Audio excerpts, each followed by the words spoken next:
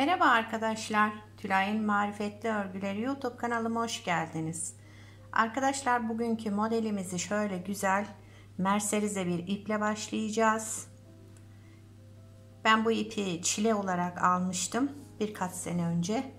Şöyle sardım, yumak haline getirdim. Güzel, zarif bir ip, ince. Kullanacağım şiş ise 3,5 numara. Modelimiz güzel, ajurlu, salaş, güzel bir model. Şal olarak, bluz olarak bütün yazlık örgülerinizde kullanabileceğiniz harika bir model. İnşallah siz de beğenir, benimle yaparsınız.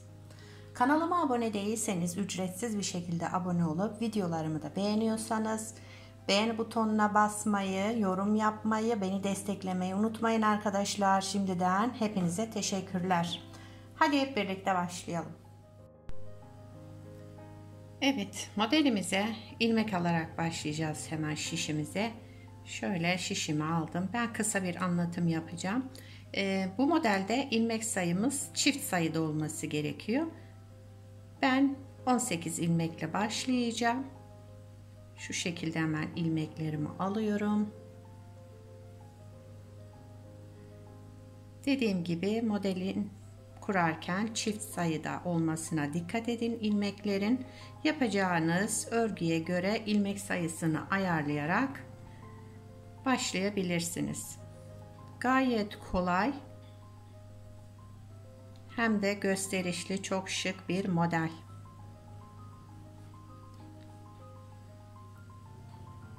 Evet, şöyle birkaç tane ilmeğimizi alalım. Hemen sayalım. 2, 4, 6, 8, 10, 12, 14, 16, 18. Bir tane fazla yapmışım. Hemen çıkartıyorum. 18 ilmekle başlayacağız. Şuradan düğümümü yapıyorum. İpimizi şöyle alttan düğümleyelim.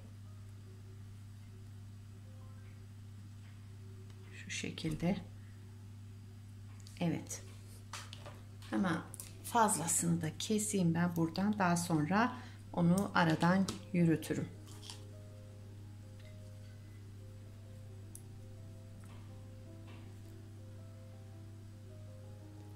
Şu şekilde ilmeklerimizi hemen örmeye başlayalım.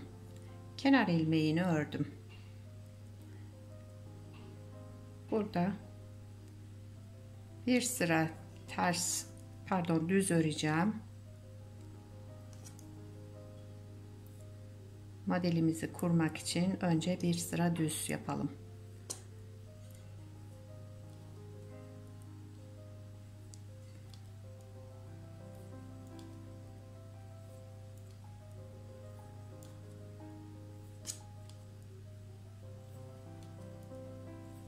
Sıra sonuna kadar devam edelim. Kenar ilmeğini de ördüm ve bu sırayı tamamladım. Şimdi bir sıra da burada düz örelim yine.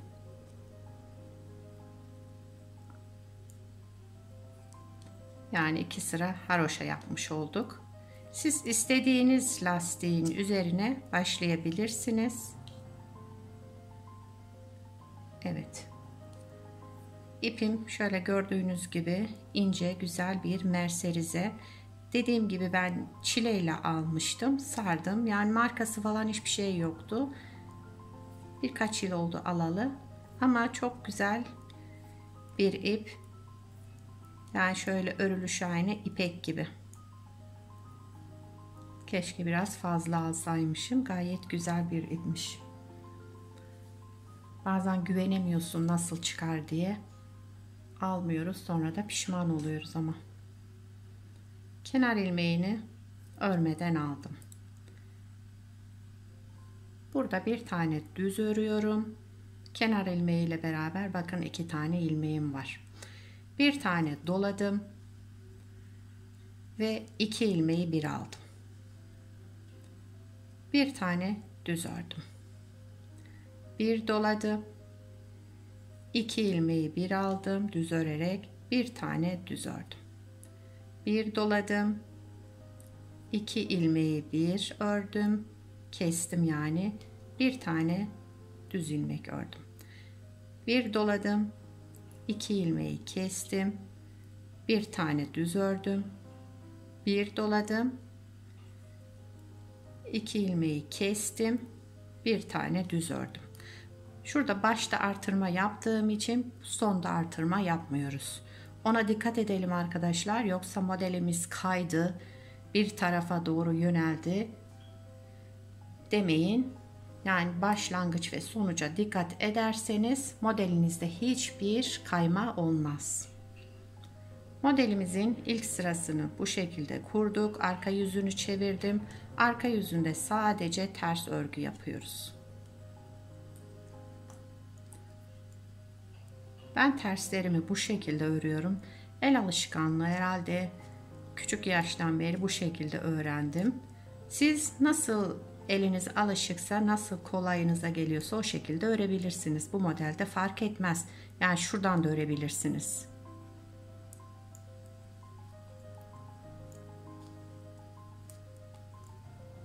İkinci sırayı da sıra sonuna kadar ters ördük. Bu modelde terste hiçbir işlem yapılmıyor. Sadece ters örülüyor. Bütün ilmeklerimizi ördük ve sıra sonuna geldik. Evet. Şimdi modelimizi kaydıracağız arkadaşlar. Bu bir kez kurduk. İkinci kez kuracağız şimdi. Ama modelimizi kaydıracağız burada. Kenar ilmeğimi örmeden aldım.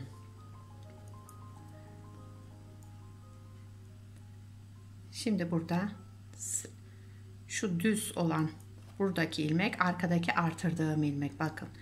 İkisini bir kesiyorum.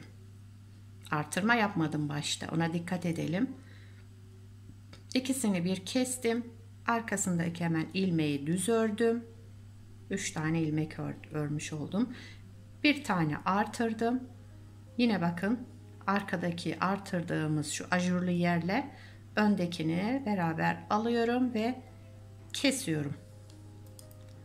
Şu iki düz var yan yana. Onun birini örüyorum. Bir tane düz ördüm. Bir tane artırdım. Model kurulumunda buna dikkat edelim. Şu şekilde ikisini kestim. Arkasında hemen sıradakini düz ördüm. Şu iki düzün birini, ilkini ördüm düz olarak. Bir tane artırdım. Artırmalarımız şu iki düzün arasında olacak. Şimdi iki taneyi kestim. Sıradakini düz ördüm. Artırdım. İkisini kestim.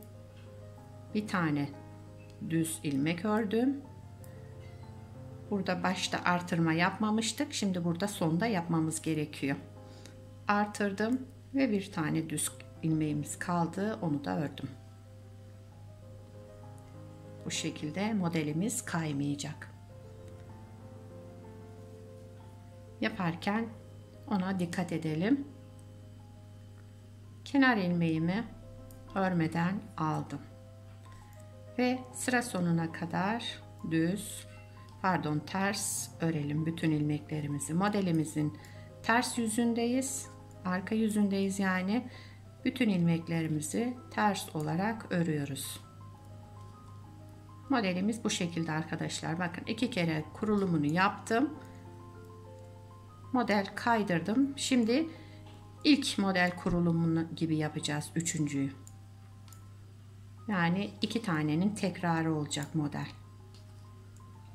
Oldukça basit ve de çok çabuk ilerleyen güzel bir model.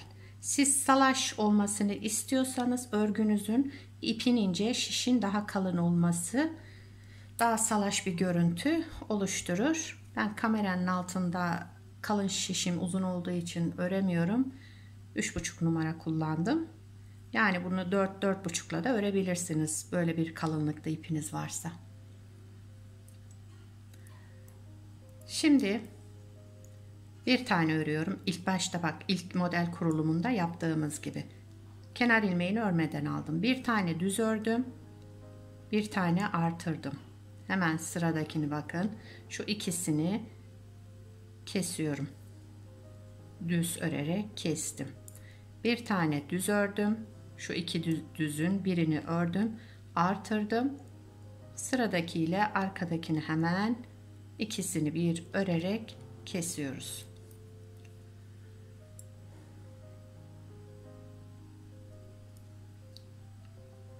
İki tane kestim, bir tane düz ördüm, artırdım, iki tane kes, bir tane düz ör, artır, iki tane kes, ikisini birden kes, bir tane düz ör, artır, ikisini al ve kes, bir tane düz ör. Şimdi başta artırdığımız için sonda artırma yapmıyoruz. Şurada artırma yapmıştık. Kesme yapmadan artırma yapmıştık. Burada artırma yapmıyoruz. Kenar ilmeğimi de ördüm. Şimdi yine arka yüzündeyiz modelimizin. Arka yüzünde ne yapıyorduk? Sıra sonuna kadar ters. Kenar ilmeğimi örmeden aldım.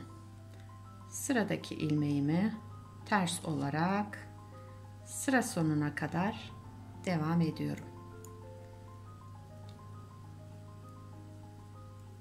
Gördüğünüz gibi arkadaşlar, model oldukça kolay.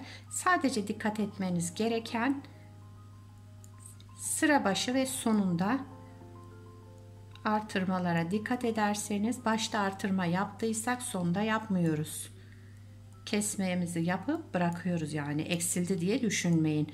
Eğer orada da artırma yaparsanız ilmek sayımız çoğalır ve modelimiz kayar. Evet, bakın model kendini göstermeye başladı. Çok güzel, çok şık bir model. Dantel gibi, ip de ince olunca aynı dantele benzedi. Bir kez daha kuralım. Ben büyük bir parçada da yapmıştım, onu da göstereceğim size. Şimdi kenar ilmeğini örmeden aldım. Dördüncü kez model kuruyoruz. Hemen sıradakine iki ilmeğimi bir alarak şöyle düz ördüm ve kestim. Bir tane düz örüyorum ve artırma yaptım. İpimi doladım. İkisini bir al, bir tane ör, bir tane artırma yaptım, doladım. İkisini bir aldım, bir tane ördüm, bir tane artırdım. İkiz ilmeği bir aldım, kestim, bir tane düz ördüm ve artırma yaptım. İki ilmeği bir aldım, bir tane düz ördüm ve başta dolama yapmamıştık. Bakın, artırma yapmamıştık. Şimdi sonda yapacağız. Ve bir tane doladım. 2 ilmeğim kaldı. Bir tanesini düz ördüm. Diğeri de kenar ilmeğim zaten. Onu da örerek bu sırayı da tamamladım. Bakın arkadaşlar, modelimiz bu şekilde. Gördüğünüz gibi gayet güzel. Çok da zarif bir model. Ben şimdi bunu kenara bırakıyorum. Bir büyük parçada yapmıştım. Onu size göstereyim. Şöyle dursun. Evet, diğer yaptığım parçam bu. Bakın. Şu ütülense tam dantel havası verecek. Bakın daha. Yani ben ütülemedim. Bu da arka yüzü modelimizin. Arka yüzü de oldukça temiz bir görüntüsü ve güzel bir görüntüsü var. Bu da ön yüzü. Şöyle her açıdan göstereyim. Bakın şöyle zarifliğine.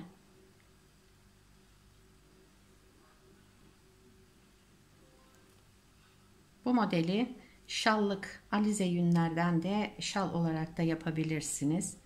Daha kalın, orta kalınlıktaki yünlerden yelek olarak yapabilirsiniz. Şöyle yakından biraz netleyeyim. Evet. İnşallah siz de beğenir, benimle yaparsınız.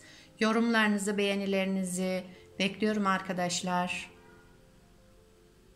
Yapacak olan arkadaşlara kolay gelsin. Bir sonraki videoda görüşmek üzere. Hoşça kalın.